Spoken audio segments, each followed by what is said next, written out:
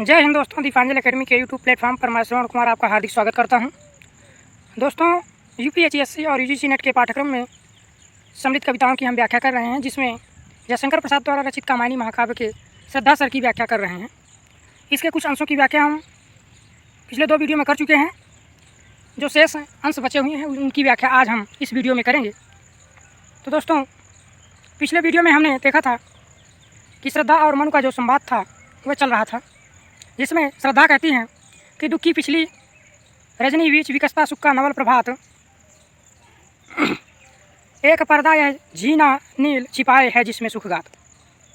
जब मनु देव सृष्टि के विनाश हो जाने के बाद अवसाद से ग्रसित हो जाते हैं और वह अपने कर्तव्य का निर्वहन नहीं करते हैं। मनु का कर्तव्य है देव सृष्टि विनाश हो जाने के बाद मानव सृष्टि का विकास करना। उसको मनु देव सृष्टि विनाश हो जाने के बाद इतना अवसाद से ग्रसित हो गए हैं, इतना दुखित हो गए हैं, चिंतित हो गए हैं, जिसको आप चिंता सर्ग में अच्छे से देख चुके होंगे, और वह अपने कर्तव्य को भूल जाते हैं। तब श्रद्धा कहती हैं कि तुम जिस जीवन को इतना अवसाद से ग्रसित बना लिए हो, तुम्हारा कार्य यह नहीं है। और वह एक रूपक के माध्यम से मन को समझाती हैं। कहती हैं कि दुख की पिछली रजनी बीच, जिस प्रकार से रात्रि के बीत जाने के बाद पुनः नवीन ऊर्जा से युक्त, स्फूर्ति से युक्त सवेरा होता है, यहाँ पर रजनी को दुख और समस्याओं से युक्त बताया गया है, रात्रि को, और प्रभात को, सवेरा को नवीन ऊर्जा से युक्त, उत्साह से युक्त बताया गया है। इस रूपक के माध्यम से श्रद्धा मन को कहती हैं कि जिस प्रकार से दुख रूपी रात्रि के समाप्त हो जाने के बाद पुनः एक ऊर्जा से युक्त सवेरा होता है, उसी प्रकार से मनुष्य के जीवन में भी संपूर्ण दुखों के समाप्त हो जाने के बाद सुख आता है। आगे वो कहती हैं कि एक पर्दा यह झीना नील छिपाए है जिसमें सुख गा। एक पर्दा यानी कि जो प्रातःकाल होने से पहले और रात्रि समाप्त हो जाने के बाद के का जो समय होता है, बीच का जो समय होता है, उसको एक पर्दे के रूप में प्रयोग किया गया है कि वह एक पर्दे के रूप में है, और जैसे ही वह समय हट जाता है, समाप्त हो जाता है, और उसके हटते ही नवीन हर्ष और उल्लास से युक्त सवेरा हो जाता है, उसी प्रकार से मनुष्य के जीवन में ये जो दुख है, अवसाद है, चिंता है, यह एक पर्दे के रूप में है, और जैसे ही यह समाप्त हो जाएंगी तो इनके पीछे, इस पर्दे के पीछे जो छिपा हुआ सुख है वह आ जाएगा। श्रद्धा ऐसा मनु को समझाती हुई कहती हैं। इस अंश तक की हम व्याख्या पिछले वीडियो में कर चुके थे। आइए अगले अंशों की व्याख्या अब इस वीडियो में हम करते हैं। जिसे तुम समझते हो अभिशाप जगत की ज्वालाओं का मूल, इसका वह रहस्य वरदान कभी मत जाओ इसको भूल। श्रद्धा आगे मन को समझाते हुए कहती हैं कि जिन समस्याओं को और जिस जीवन को तुम अभिशाप समझते हो, दुर्भाग्यपूर्ण समझते हो अपने जीवन को, और इन समस्याओं को, ज्वालाओं का मतलब जीवन की जो समस्याएं हैं, और यह समस्याएं दुख के मूल में हैं, दुख के मुख्य कारण हैं। अगर हमारे जीवन में समस्याएं ना हो तो हमें दुखी क्या हो। तो जो जीवन की समस्याएं हैं, ये समस्याएं दुख के मूल में हैं, मूल कारण हैं, किंतु यह इसका वह रहस्य वरदान, किंतु यह जो हैं समस्याएं हैं, चिंता है, अवसाद है, यह ईश्वर का रहस्यमय वरदान है। लेखक यहाँ पर रहस्यमय वरदान कभी क्यों कहते हैं? क्योंकि इन समस्याओं के बाद जो आने वाला सुख है वह मालूम नहीं है, और दोस्तों जिसके विषय में हमें मालूम नहीं होता है वह एक प्रकार से रहस्य होता है। इसीलिए कहते हैं कि इन समस्याओं के बाद जो सुख आएगा वह ईश्वर का रहस्यमय वरदान के रूप में है।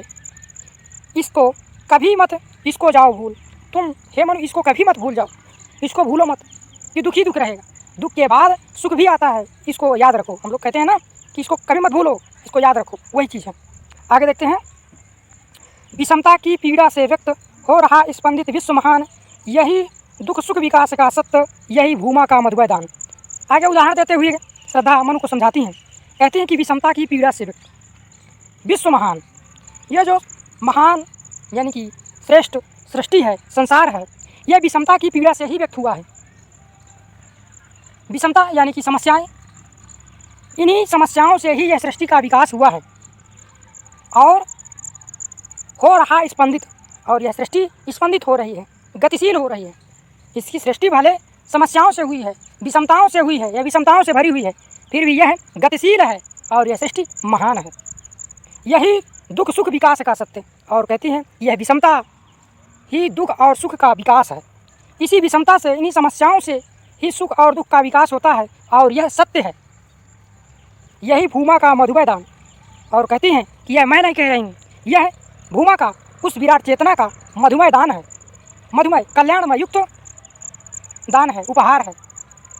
यह जो दुख है, जो अवसाद है, और दुख और अवसाद के बीच से जो सुख आता है, यह ईश्वर का दिया हुआ उपहार है। अतः इसे तुम स्वीकार करो। आगे देखते हैं। नित्य समरसता का अधिकार, उमड़ता कारण जलधि समान, व्यथा से नीली लहरों बीच बिखरते सुख मणिगण द्युतिमान। नित्य समरसता का अधिकार, उमड़ता कारण जलधि समान। आगे श्रद्धा कहती हैं कि जो ये नित्य का, संपूर्ण सृष्टि का, संपूर्ण लोगों का, चराचर का समरसता से रहने का अधिकार है। समरसता से रहने का यानी कि दुख और सुख दोनों स्थितियों में समान भाव से रहना ही समरसता है। यह समरसता का जो अधिकार है, समान भाव से रहने का अधिकार है। उमड़ता कारण जलधि समान, यह अधिकार क्यों है? उस जलधि के समान यानी समुद्र के समान जो लहरें उठती हैं, विषमताओं से युक्त लहरें उठती हैं, यह विषमता यानी कि जीवन की जो समस्याएं हैं, वही समस्याएं ही समरस भाव से रहने का कारण है। व्यथा से नीली लहरों बीच, जिस प्रकार से समुद्र में नीली लहरों के बीच समुद्र की जो लहरें होती हैं और वह समुद्र के तल से मणिगण द्युतिमान, जो समुद्र के तल में रत्न होते हैं, उनको लेकर के किनारों पर आती हैं और वह कण क्या करते हैं, वह मणि क्या करती हैं, अपने प्रकाश से उस वातावरण को प्रकाशित कर देती हैं। उसी प्रकार से यह तुम्हारा जीवन भी है। दुखों से, व्यथा से नीली लहरों बीच, व्यथा से नीली लहरों बीच यानी कि दुखों की लहरों से, दुखों की लहरों से युक्त जो तुम्हारा जीवन है, यह जीवन बिखरते सुख मणिगण, यह दुख के बीच से तुम्हारा जो जीवन निकला हुआ है, यह उस मणि के समान है जो प्रकाशमान होता है। उसी प्रकार से तुम भी अपने जीवन से कीर्ति स्थापित करो। आगे देखते हैं। कहने लगे कहने मनु सहित विषाद, मधुर मारुति से ये उच्छ्वास, अधिक उत्साह तरंग आबाद उठाते मानस में सविलास। अब मनु कहते हैं, क्या कहते हैं मनु? विषाद से युक्त मनु कहने लगते हैं कि मधुर मारुति से उच्छ्वास। श्रद्धा की जो वाणी है वह इतनी मधुर है कि जिस प्रकार से शीतलता प्रदान करने वाली वायु हो, और वह वायु हिमालय क्षेत्र में चलती है, तो वह शीतल वायु क्या करती है, मानसरोवर को सविलास आलोड़ित कर देती है। उसी प्रकार से श्रद्धा की वाणी है जो मन को उत्साहित कर देती है, अधिक उत्साह तरंग, और अबाध गति से उत्साहित करती है, कभी न रुकने वाला उत्साह। ऐसा उत्साह श्रद्धा की वाणी मन के हृदय में उत्पन्न करती है। आगे देखते हैं। किंतु जीवन कितना निरुपाय, लिया है देख नहीं संदेह, निराशा है जिसका कारण सफलता का वह कल्पित गेय। किंतु अब प्रश्न करते हुए, किंतु शब्द एक समस्या व्यक्त करते हुए मनु कहते हैं किंतु जीवन कितना निरुपाय, कहते हैं कि यह जीवन कितना निरुपाय है, उपायों से कितना रहित है, लिया है देख नहीं संदेह, और इस जीवन का जो समस्याएं हैं और समस्याओं के समाधान करने का जो कोई साधन नहीं है, उसको मैं देख चुका हूँ। मनु क्या देखे हैं? मनु वह देव सृष्टि के विनाश को देखे हैं, जिसका विनाश हो जाता है और संपूर्ण देवता कुछ नहीं कर पाते हैं। उसी की ओर संकेत करते हुए मनु कहते हैं कि देख लिया है देख नहीं संदेह, इसमें कोई संदेह नहीं, यानी कि जीवन कितना निरुपाय है, जीवन में कितनी समस्याएं हैं, उन समस्याओं का समाधान खोजना बहुत मुश्किल है, यह मैंने देख लिया है, मनु कहते हैं। आगे देखते हैं। निराशा है जिसका कारण सफलता का वह कल्पित गेय। निराशा का जो कारण है उसको हमने देख लिया है, यानी मनु कहते हैं कि मेरी निराशा का जो कारण है यह निरुपाय होना ही है, कि जीवन की समस्याओं को समाधान करने का कोई उपाय नहीं है, यही मेरी निराशा का कारण है, सफलता का वह कल्पित गेय। और कहते हैं कि सफलता की जो बात करते हैं लोग कि निराश मत होइए, मेहनत करिए, तो यह एक कल्पना मात्र है, कल्पना का घर है कि सफलता भी मिल जाएगी उपाय करने से, ऐसा मनु श्रद्धा से कहते हैं। आगे देखते हैं। कहा आगंतुक ने सस्नेह, अरे तुम इतने हुए अधीर, हार बैठे जीवन का दांव। यहाँ पर आगंतुक कौन है? श्रद्धा है। पहले भी पहले के पदों में भी हम देख चुके हैं। तो वह आगंतुक यानी श्रद्धा कहती है, और कैसे कहती है? सा स्नेह युक्त वाणी से कहती है कि अरे तुम इतने हुए अधीर। मन को संबोधित करते हुए कहती है कि अरे मनु, तुम इतने अधीर, धैर्य कैसे छोड़ दिए हो? अधीर का मतलब धैर्य को छोड़ देना। तुम इतने अधीर क्यों हो गए हो? तुम इतने धैर्य को क्यों छोड़ दिए हो? हार बैठे जीवन का दांव, कि तुमने अपने जीवन का संपूर्ण दांव, अपने जीवन का जो कर्म है उसको, संपूर्ण जीवन के कर्म को हार करके बैठ गए हो। यानी कि जीवन तुमको बिल्कुल निरुपाय और तुच्छ लगने लगा है। आगे देखते हैं।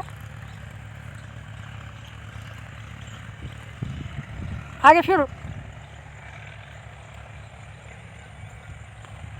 श्रद्धा कहती है कि जीतते मरकर जिनको वीर, श्रद्धा कहती है कि जिस जीवन को तुमने बिल्कुल हार करके, निरुपाय होकर के, असहाय होकर के त्याग दिया है, उसको, उस जीवन को, उन समस्याओं को जीतते मरकर जिनको वीर, उन समस्याओं को तो जो वीर पुरुष होते हैं वो मर करके जीतते हैं, यानी कि जी जान लगा देते हैं। और तुम पुरुष होकर के बिल्कुल हताश हो गए हो, निराश हो गए हो जीवन से। आगे देखते हैं। तप नहीं केवल जीवन सत्य करुण, यह क्षणिक दीन अवसाद, तरल आकांक्षा से है भरा, सो रहा आशा का आह्लाद। आगे श्रद्धा कहती है कि तप नहीं केवल जीवन सत्य, कि ए मनु, जो तुम्हें वैराग्य उत्पन्न हो गया है, इस जीवन से मुंह मोड़ लिए हो, और जो तपस्वी की भांति यहाँ पर बैठे हो, यह जीवन का सत्य नहीं है। अर्थात जीवन का सत्य केवल तपस्या करना नहीं है। जीवन का सत्य तो यह है कि मनुष्य आगे गृहस्थ जीवन जिए, वह है सत्य। करुण यह क्षणिक दीन अवसाद, ये जो तुम्हारे अंदर अवसाद आ गया है, ये जो दीनता आ गई है, यह क्षणिक है, कुछ समय के लिए है। और यह क्षणिक अवसाद, दीनता, जो तुम जीवन से हार गए हो, समस्याओं से ग्रसित हो गए हो, जिसके कारण तुम जीवन से मुख मोड़ करके तपस्या की ओर जा रहे हो, वैराग्य धारण कर रहे हो, यह अवसाद क्षणिक है, कुछ समय के लिए है, यह समाप्त हो जाएगा। आगे कहती हैं, तरल आकांक्षा से भरा, सो रहा आशा का आह्लाद। तुम्हारे अंदर तरल आकांक्षा से भरा, तरल आकांक्षा से इसलिए यहाँ पर कहा गया क्योंकि आकांक्षाएं जो तरल होंगी, यानी कि प्रवाहित होने वाली, जो तरल वस्तु होती है वह प्रवाहित होती है, इसलिए यहाँ पर तरल आकांक्षा कहें। ये तुम्हारे अंदर इच्छाएं, आकांक्षाएं तरल गति से, यानी प्रवाहित होने वाली इच्छाएं हैं, आगे बढ़ने वाली इच्छाएं हैं, विकास करने वाली इच्छाओं से तुम्हारा हृदय भरा हुआ है। सो रहा आशा का आह्लाद, किंतु वह अभी क्या है? सोया हुआ है। वह आशा, वह इच्छा तुम्हारे अंदर सो रही है, उसको जगाने का कार्य श्रद्धा करती हैं। आगे देखते हैं। आगे उदाहरण देती हुई श्रद्धा कहती हैं, प्रकृति के यौवन का श्रृंगार करेंगे कभी नवासी फूल, मिलेंगे वे जाकर अतिशीघ्र, आह उत्सुक उनकी धूल।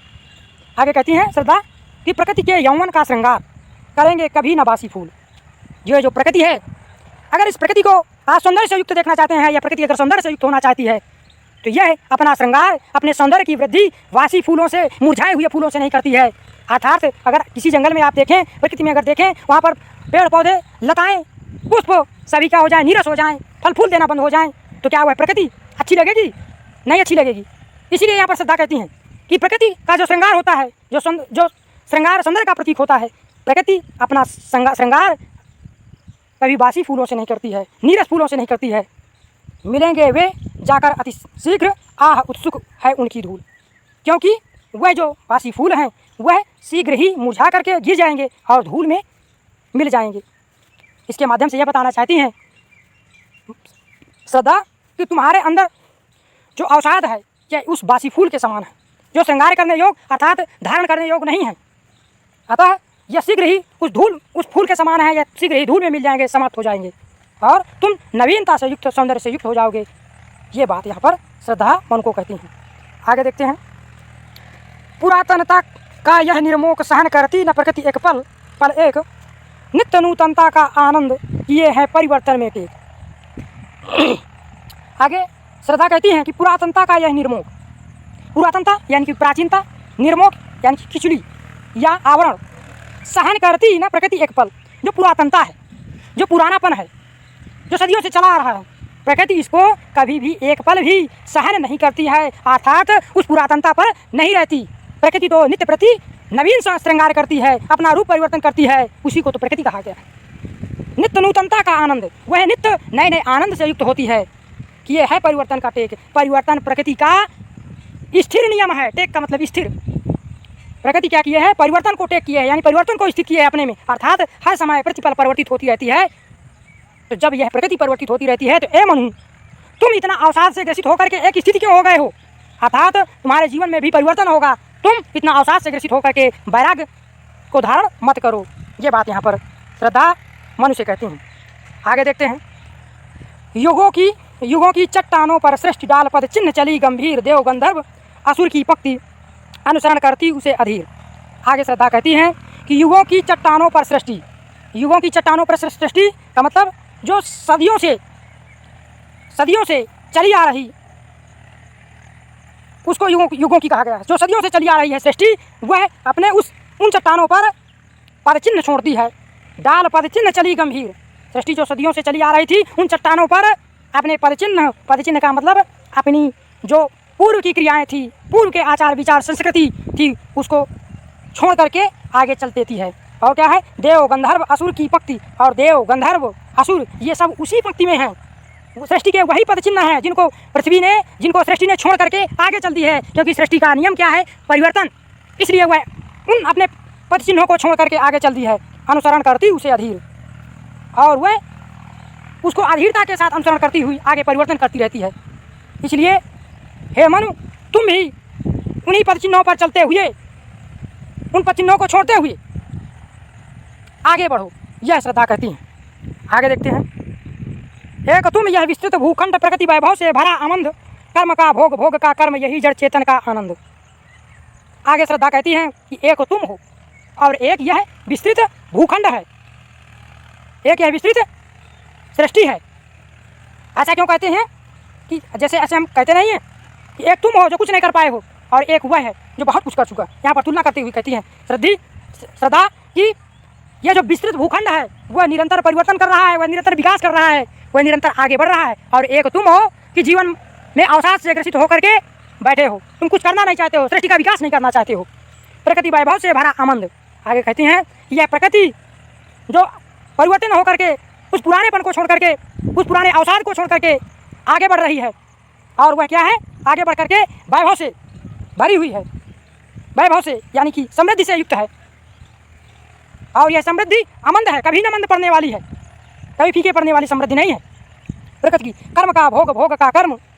और आगे कहती है कि यह सृष्टि में कर्म का भोग, यानी कि जैसा कर्म और उसका फिर वो भोग करती है, और जैसे भोग करती है वैसे कर्म करती है। यह सृष्टि का यही जड़ चेतन का आनंद, यही जड़ और चेतन दोनों का आनंद है। यानी कि दोनों ऐसा ही करते हैं, कर्म करते हैं, भोग करते हैं, भोग करते हैं, कर्म करते हैं, और इसी में आनंदित होते हैं। और एक तुम हो कि तुम कर्म और भोग दोनों को छोड़ना चाहते हो, अर्थात तुम सृष्टि के विकास में अपना योगदान नहीं देना चाहते हो, तुम निराश हो गए हो। यह बात श्रद्धा मनुष्य कहती है। आगे देखते हैं। अकेले तुम कैसे असहाय, यजन कर सकते तुच्छ विचार, तपस्वी आकर्षण से हीन, कर सके नहीं आत्मविस्तार। आगे श्रद्धा कहती है कि अकेले तुम कैसे असहाय, कहती है कि तुम अकेले कैसे असहाय हो, अर्थात तुम असहाय नहीं हो। यजन कर सकते तुच्छ विचार। अगर कोई ऐसा सोचे कि अकेले में यज्ञ पूर्ण किया जा सकता है तो यह संभव नहीं है। यह अगर ऐसा कोई सोचता है तो यह उनका खोटा विचार है, संकीर्ण विचार है, क्योंकि यज्ञ जो होता है वह अकेले में पूर्ण नहीं किया जा सकता है। इसलिए तुम अकेले कैसे असहाय हो, तुम अकेले असहाय नहीं हो। कहने का भाव यही है। तपस्वी आकर्षण से हीन, हे तपस्वी तुम आकर्षण से हीन हो गए हो। यहाँ पर आकर्षण से हीन इसलिए कहा गया है क्योंकि तुम इस सृष्टि से मुंह मोड़ दिए हो, इस जीवन से मुंह मोड़ दिए हो। और जो जीवन को नहीं जीना चाहेगा तो उसके लिए क्या आकर्षण, उसके लिए तो कोई आकर्षण नहीं है, उसके लिए जीवन का कोई मूल्य ही नहीं है। इसलिए यहाँ पर श्रद्धा कहती है कि तुम आकर्षण से हीन हो गए, अर्थात जीवन के जो सत्य है, जीवन का जो जीवन है उसको तुम जीना नहीं चाहते हो, उससे हताश हो गए हो, उससे निराश हो गए हो। और जब किसी चीज़ में हमें हताशा होती है, निराशा होती है, उस चीज़ से हमारा कोई लगाव नहीं होता है। उसी बात को श्रद्धा मनुष्य कहती हैं, कर सके नहीं आत्मविस्तार। और तुम इतना आकर्षण से हीन हो गए हो कि तुम अपने हृदय तक का विस्तार नहीं कर पाए हो। हृदय का विस्तार का मतलब तुम अपने जीवन तक को नहीं जीना चाहते हो, सृष्टि करने की तो बात क्या, तुम आकर्षण से हीन हो गए हो। आगे कहती हैं श्रद्धा, क्या कहती हैं, दब रहे हो अपने ही बोझ, खोजते भी नहीं कहीं अवलंब, तुम्हारा सहचर बनकर क्या ना उऋण होऊं मैं बिना विलंब। आगे श्रद्धा कहती हैं कि तुम दब रहे हो अपने ही बोझ, अपने जो अवसाद हैं उन अवसादों से, उन समस्याओं से दब रहे हो, यानी कि उन समस्याओं से निजात नहीं पाना चाहते हो, समस्याओं से ग्रसित हो गए हो, खोजते भी नहीं कहीं अवलंब, और तुम इतना समस्याओं से युक्त हो गए हो कि तुम अब उन समस्याओं के समाधान के लिए अपने जीवन का कोई सहारा भी नहीं खोज रहे हो। अर्थात कहने का मतलब यहाँ यह है कि तुम ऐसा भी नहीं कहते हो कि हाँ तुम आ गई हो, तुम मेरे लिए एक सहारा हो और मैं तुम्हारे साथ मिलकर के सृष्टि करना चाहती हूँ। तो तुम ऐसा भी नहीं करना कहते हो कि तुम मेरी पत्नी बन जाओ और मैं तुम्हारे साथ सृष्टि करूँगा, जीवन जीऊँगा।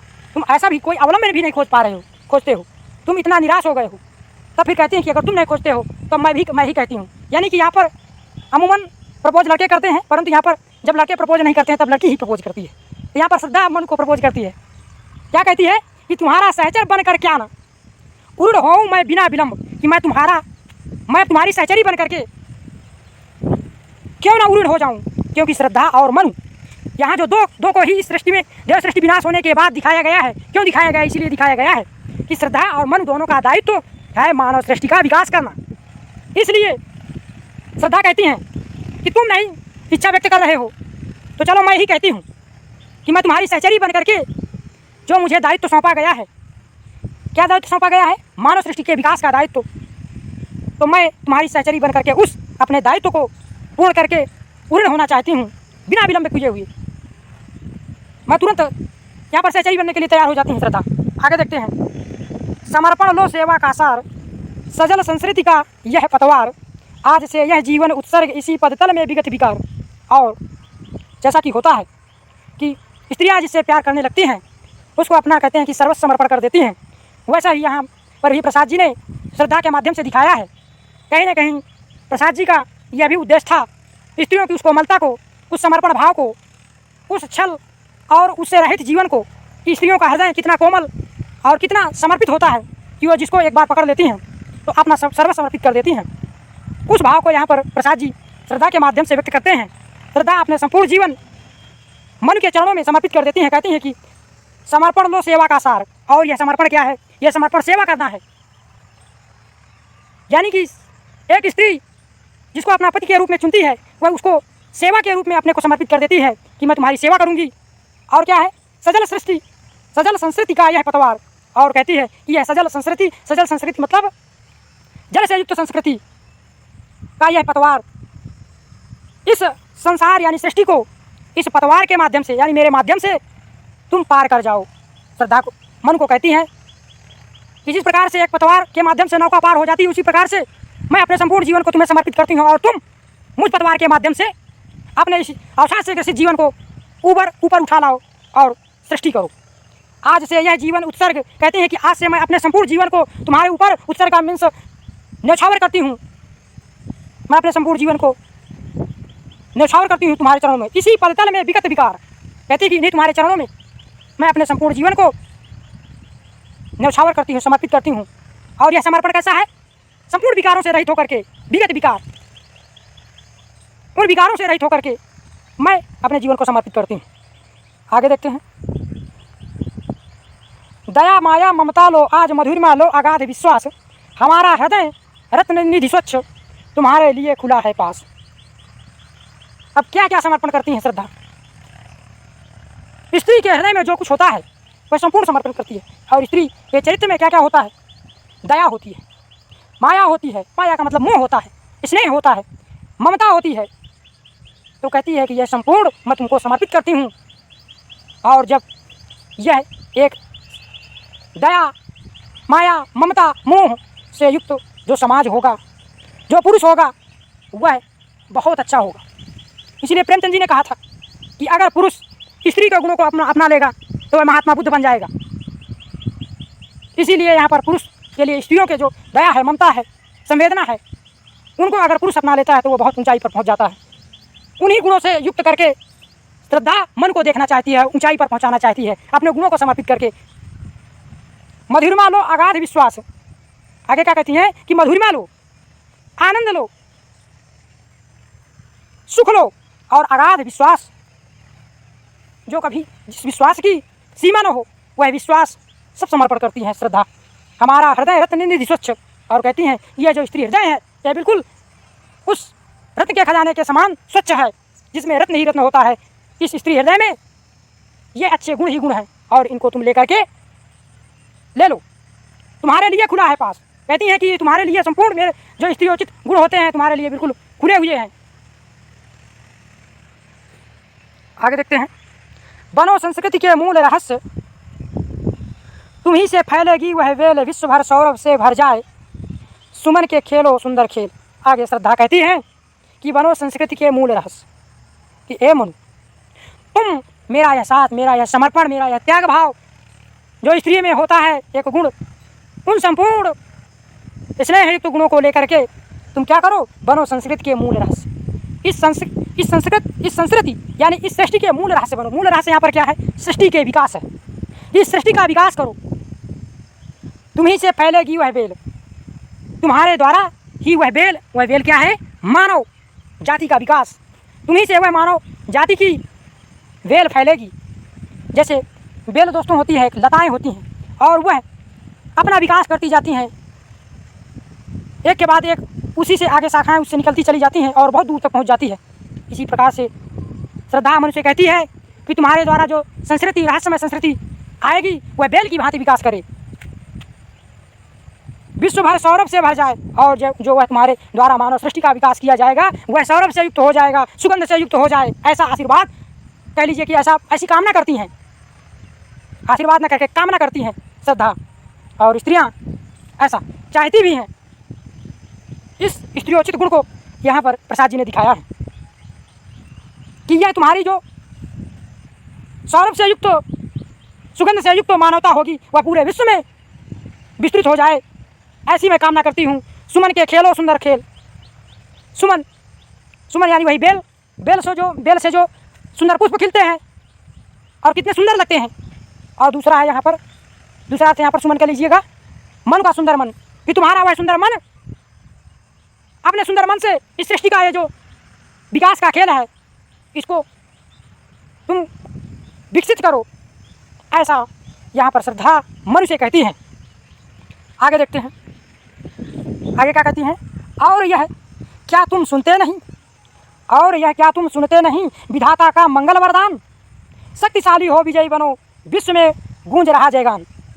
आगे श्रद्धा कहती है कि ए मनु, और तुम यह नहीं सुन रहे हो, क्या नहीं सुन रहे हो, विधाता का मंगल वरदान, यह ईश्वर का मंगलमय कल्याणकारी वरदान है। क्या वरदान है, यही सृष्टि के विकास का,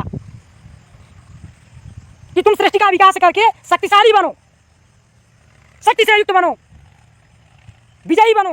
विजयी यहाँ पर क्यों कहा गया है, क्योंकि तुम सृष्टि का विकास कर दोगे, मानव जाति का विकास करके अगर कोई कार्य हो जाता है तो वहाँ पर सफलता घोषित की जाती है, अर्थात कहते हैं कि इस कार्य में मुझे विजय मिल गई, इसलिए तुम मानव सृष्टि का विकास करके शक्तिशाली बनो और विजयी बनो, विश्व में गूंज रहा जय गान। और यह गान, यह जो संदेश है यह संपूर्ण सृष्टि में गूंज रहा है, अर्थात संपूर्ण सृष्टि का यह संदेश है कि तुम ऐसा करो, यानी सृष्टि का विकास करो। आगे देखते हैं, आगे श्रद्धा कहती हैं कि डरो मत अरे अमृत संतान, आगे सर है मंगलमय वृद्धि, पूर्ण आकर्षण जीवन केंद्र खींची आवेगी सकल समृद्धि। श्रद्धा कहती हैं कि ए अमृत संतान, अमृत संतान यहाँ पर मनु को इसलिए कहा गया है क्योंकि मनु देव संस्कृति से युक्त है, देव संस्कृति का है। श्रद्धा कहती है कि ए मनु तुम डरो मत, क्योंकि तुम तो देव संस्कृति के हो, तुम देवताओं को अमर कहा गया है, तुम तो उस संस्कृति वाले हो और फिर भी तुम डर रहे हो। अग्रसर है मंगलमय वृद्धि, क्योंकि जो मंगलमय वृद्धि है, कल्याणमय समृद्धि तुम्हारी होने वाली है, वह अग्रसर है, वह रुकने वाली नहीं है। अर्थात जो तुम्हारे जीवन में सुख आएगा, समृद्धि आएगी, कल्याण का भाव आएगा, वह कभी रुकने वाला नहीं है। पूर्ण आकर्षण जीवन केंद्र, इसलिए हे मनु तुम अपने संपूर्ण जीवन को जीवन जीने के लिए केंद्रित करो, अर्थात सृष्टि विकास के लिए केंद्रित करो। खिंची आवेगी सकल समृद्धि, और जब तुम ऐसा करोगे हर्ष और उल्लास से युक्त होकर के और जीवन जीने के लिए अपना पूर्ण समर्पण करोगे, जीवन जीने की तुम्हारे अंदर आकांक्षा जगाओगे, इच्छा जब अपने अंदर जगाओगे, तो संपूर्ण संसार की जितनी भी समृद्धियाँ हैं, जितना भी ऐश्वर्य है, वह तुम्हारी तरफ अपने आप खिंचता हुआ चला आएगा, ऐसा श्रद्धा मनुष्य कहती हैं। आगे देखते हैं, आगे फिर श्रद्धा कहती हैं कि देव असफलताओं का ध्वंस, प्रचुर उपकरण जुटाकर आज पड़ा है, बन मानव संपत्ति, पूर्ण हो मन का चेतन राज। श्रद्धा कहती है कि देव असफलताओं का ध्वंस, देवताओं की जो सृष्टि असफल हो गई है, देव संस्कृति जो असफल हो गई है, और उस असफलता के बाद, उस सृष्टि के विनाश के बाद जो ध्वंस बचे हुए हैं, जो अवशेष बचे हुए हैं, प्रचुर उपकरण जुटा करके उनसे, उन अवशेषों से तुम प्रचुर उपकरण जुटा सकते हो। यहाँ पर अवशेष क्या है? क्योंकि तुम उस संस्कृति के हो और तुम जानते हो सृष्टि का विकास करना, अर्थात उस सृष्टि का जो अवशेष बचा हुआ है, विचार है, धर्म है, संस्कृति है, विज्ञान है, दर्शन है, उसका उपयोग करके, उन प्रचुर उपकरणों का उपयोग करके, उन प्रचुर संस्कृतियों का उपयोग करके, जुटा करके तुम नवीन सृष्टि का विकास करो। क्योंकि यह जो बचा हुआ अवशेष है, यह पड़ा है वन मानव संपत्ति। यह अवशेष जो बचे हुए हैं देव संस्कृति के, वह मानव की संपत्ति के रूप में पड़े हुए हैं, अर्थात उनका उपयोग तुम करो। पूर्ण हो मन का चेतन राज, और जब तुम ऐसा करोगे तो तुम्हारे मन में पूर्ण रूप से चेतनता का राज उत्पन्न हो जाएगा, अर्थात तुम्हारे जीवन में आनंद आएगा, खुशियाँ आएंगी। ऐसा श्रद्धा मनुष्य कहती हैं। आगे देखिए, चेतना का सुंदर इतिहास, अखिल मानव भावों का सत्य, विश्व के हृदय पटल पर दिव्य अक्षरों से अंकित हो नित्य। आगे श्रद्धा कहती हैं कि चेतना का सुंदर इतिहास, और यह जो तुम चेतना से युक्त हो जाओगे और चेतना से युक्त सृष्टि का विकास करोगे, उसका सुंदर इतिहास लिखा जाएगा, उसका इतिहास अत्यंत सुंदर होगा। यानी कि श्रद्धा मनुष्य कहती हैं कि तुम ऐसा मत सोचो कि जिस प्रकार से देवताओं की संस्कृति असफल हो गई है, ऐसी संस्कृति नहीं होगी जो तो अब निर्मित होगी, वह सुंदर होगी और उसका एक सुंदर अच्छा इतिहास होगा, अखिल मानव भावों का सत्य, और वह मानव के हृदय के भावों से युक्त होगी, और वह सत्य होगी, सुंदर होगी, अच्छी होगी। विश्व के हृदय पटल पर दिव्य, वह विश्व के हृदय पटल, विश्व के आवरण पर यह दिव्य संस्कृति होगी, सुंदर संस्कृति होगी, मानव संस्कृति जो तुम्हारे द्वारा विकसित की जाएगी।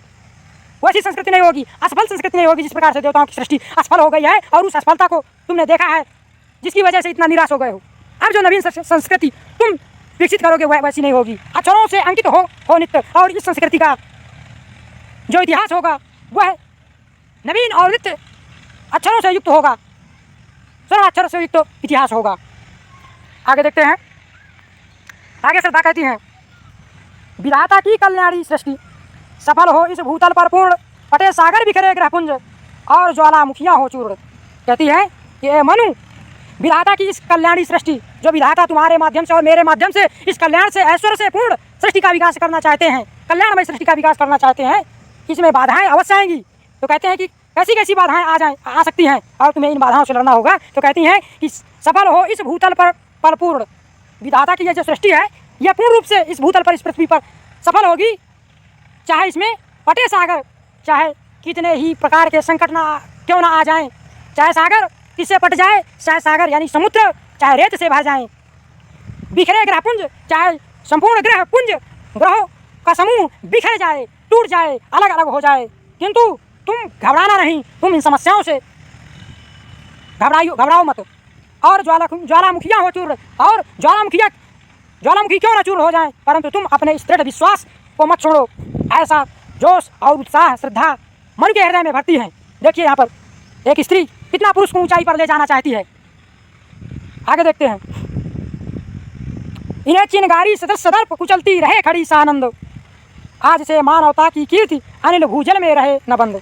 आगे श्रद्धा कहती हैं कि इन समस्याओं को जो सागर के समान हैं, इन समस्याओं को चिनगारी के सदृश, जो चिनगारी होती है, आज का छोटा तिनका होता है, उस तिनके के सदृश तुम उसे सदर्प कुचलती रहे सानंद, तुम उन समस्याओं को उस चिनगारी के समान कुचल दो, जिनको हम अपने पैरों तले दबा देते हैं और आनंदित होकर के खड़े रहते हैं, उन समस्याओं से नहीं डरते हैं। तुम भी उन समस्याओं से मत डरो, आज से मानवता की कीर्ति, और श्रद्धा कहती है कि आज से यह मानवता की कीर्ति अनिल भूजल में रहे न बंद, इस पृथ्वी में, वायु में और जल में कभी ना बंद रहने वाली, कभी ना रुकने वाली रहेगी। ऐसा श्रद्धा मन से कहती है कि तुम इतना दृढ़ और विश्वास के साथ सृष्टि का विकास करो। आगे देखते हैं। आगे श्रद्धा कहती है, जलधि के फूटे कितने उत्स, दीप कच्छप डूबे उतराए, किंतु वह खड़ी रहे दृढ़ मूर्ति, अभ्युदय का कर रही उपाय। आगे श्रद्धा कहती है कि जलधि के यानी समुद्र के कितने ही उत्स, कितने ही स्रोत क्यों ना फूटे, क्यों ना निकले, दीप कच्छप डूबे उतराए, और दीप कच्छप के समान, कछुए के समान समुद्र में क्यों ना डूबे और उतराए, किंतु वह खड़ी रहे दृढ़ मूर्ति, किंतु तुम्हारे द्वारा जो मानव सृष्टि का विकास किया जाए वह दृढ़ मूर्ति के समान, एक मजबूत मूर्ति के समान खड़ी रहे, अभ्युदय का कर रही उपाय। ऐसे अभ्युदय का, उत्थान का ऐसा उपाय करो। आगे देखते हैं। आगे श्रद्धा कहती है, विश्व की दुर्बलता बल बने पराजय का बढ़ता व्यापार, हंसाता रहे उसे सविलास, शक्ति का क्रीड़ा में संसार। संचार। आगे श्रद्धा कहती है कि विश्व की दुर्बलताएं तुम्हारी बल बन जाएं। यहाँ पर विरोधाभास अलंकार है, दुर्बलता बल बन जाए।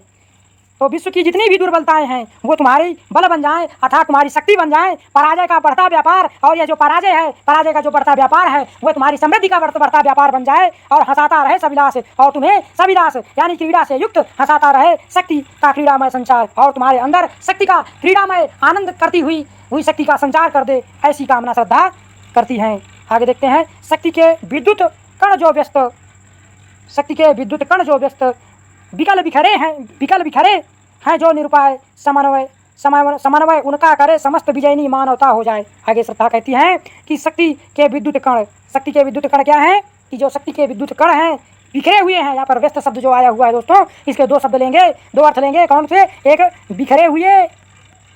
बिखरे हुए और दूसरा इसका लेंगे संगठित।